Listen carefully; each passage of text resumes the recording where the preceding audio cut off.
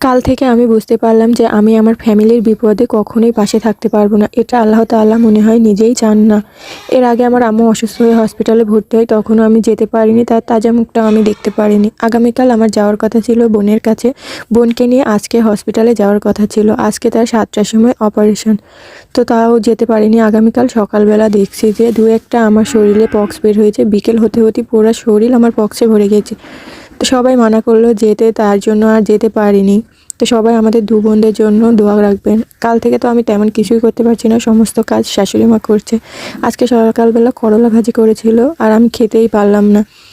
জানি না কেন খেতে পারছি না। সবাই আমিষ খেতে মানা করছে, আমি জানি না আমিষ খাওয়া বারণ কিনা। আপনারা একটু কমেন্ট বক্সে জানাবেন। আর এর কোনো পক্সের কোনো মেডিসিন আসে কিনা সেটা আমাকে একটু কমেন্ট বক্সে জানাবেন। এত অসহ্য যন্ত্রণা হচ্ছে, কি বলবো। তো সবাই আমাদের জন্য দোয়া রাখবেন, আমার বোন যেন ভালো থাকে, আমি যেন ভালো থাকি।